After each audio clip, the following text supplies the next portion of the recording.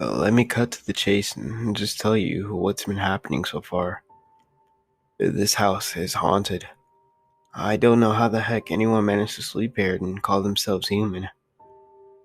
We moved in just last Monday and I knew something was up. I've always had a sixth sense about this sort of thing. One time, my wife and I spent an anniversary at a hotel and we changed rooms 4 times because I felt something was off in each suite we stayed in. It turned out I was right. Either a murder or some weird scandal had happened in each one of them. This property was no different, but didn't really have a choice in the matter. I won't go into too many details, but our finances have been very tight lately, so this was all we could afford. Anyway, back to the ghost thing. Our youngest, Callie, is one of the first that had an encounter. That was Wednesday. She said someone was in her attic, but we told her that there is no attic. Well, I hear someone walk around on my ceiling then, she snapped. I decided to take her word and check. And wouldn't you know it, there was some residue from a shoe on the ceiling. How the heck it got up there, I don't know, but I was convinced that something was wrong, especially because of what happened next. My children had nightmares about the basement before it was unlocked. When we got the property, we were told that there was a wine cellar. Nothing out of the ordinary, and actually it sounded like something that we had always wanted. There was a knock on the door, which the real estate agent admitted they didn't have the key for. I'm sure if you use something strong, you can get it open though. Just no one has ever really had much use for that space down there, they said. Yeah, I knew something was off. I could feel it. My skin was crawling as I looked down toward the basement door. There were about 4 footsteps that jutted downward and then ended abruptly in a short level. The door looked old, probably older than the house itself. It did not look pleasant or friendly. It looked like it meant to stay locked. My wife was immediately intrigued by it though. I bet there's some great Sango or Sarah down there. I can borrow my dad's drill and get that open in no time, she said. I had a bad feeling, especially when both Callie and Adrian had dreams about the basement. Adrian was first. He has always had an avid imagination. After Callie had reported that she was sure people were walking on the ceiling, he couldn't sleep and came to the bed with us. That resulted in a night where no one got any sleep because he kept waking up screaming. What has gotten into you? I asked him. I kept hearing something under the floor. It's like getting into my skin, he would tell me frantically. He said there was something that was growing under the house. In one dream, it was a weed. The next, it was an octopus. Either way, it was unsettling. He had never had strange dreams like this before. Still, my wife was now even more curious because of the nightmares.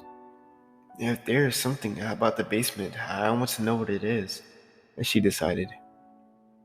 Audrey has always been a bit stubborn. I told her to leave it alone. My hope was that maybe, if we ignored the otherworldly presence in our house, it would get tired and move on. That didn't happen. Something in the basement doesn't want us to leave. It was Saturday when Audrey finally found the way to open the door. I didn't even know that she had gotten the drill.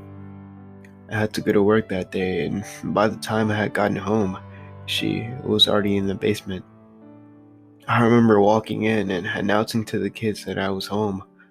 Normal Saturday afternoon would mean that they were either playing outside or in their Xbox. But this time, the house was empty and quiet. I immediately felt the hair on the back of my neck stand up as my first thought went to the basement.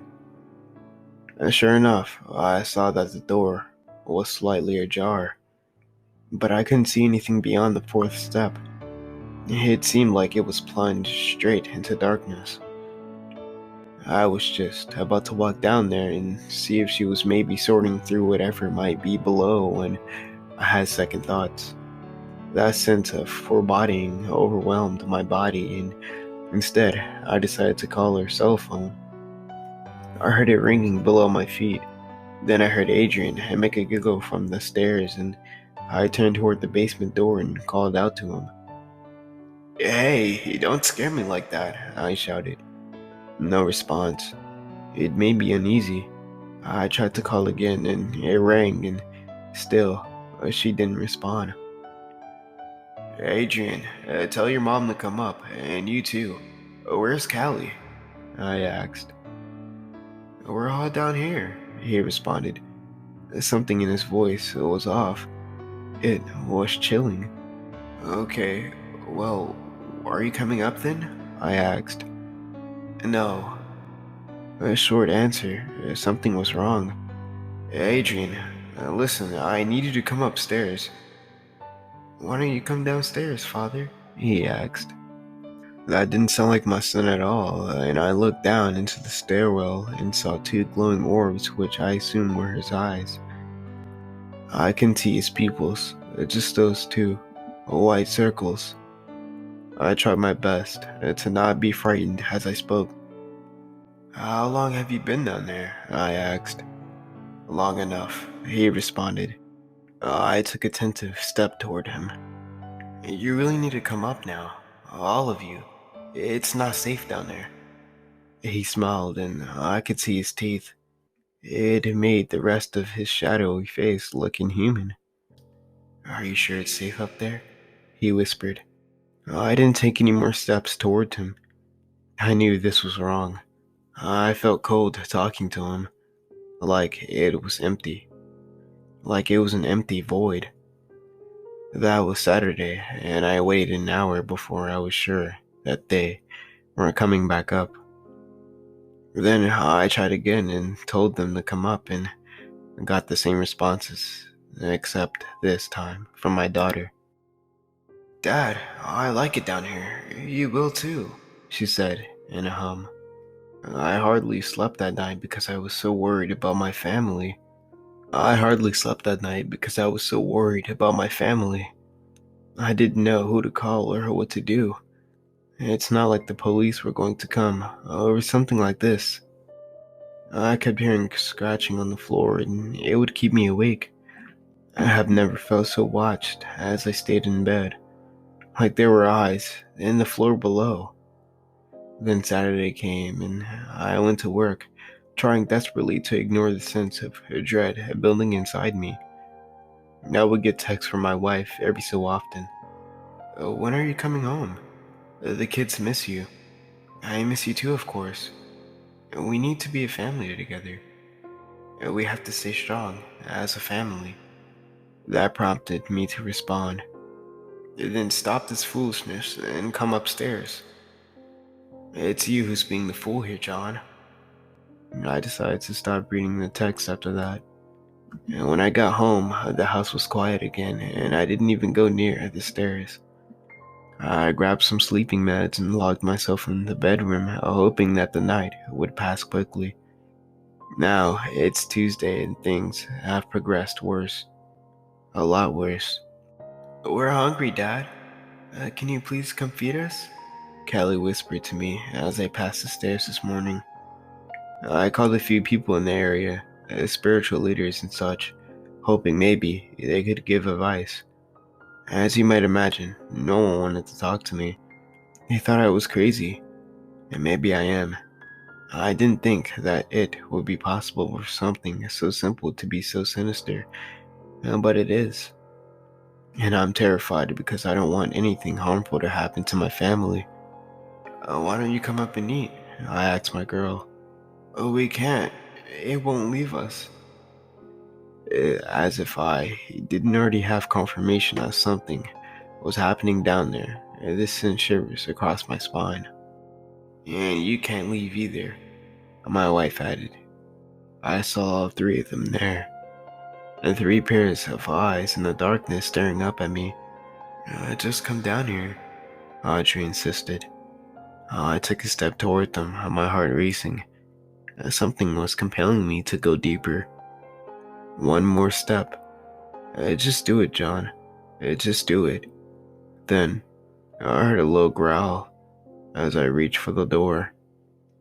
It was like the house settling and preparing to swallow me whole. I slammed the door and caught my breath, refusing to go a step further.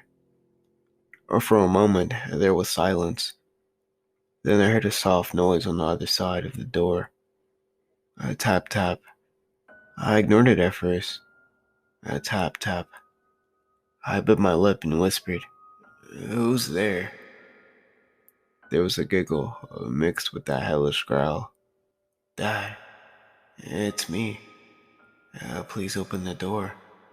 Pretty please."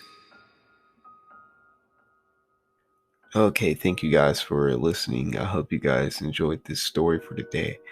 I will continue to make content for you guys to listen to. And without further ado, I hope you guys have a nice day or whatever time of day you're in. And I hope you guys have a nice week. So sit back, relax, and listen.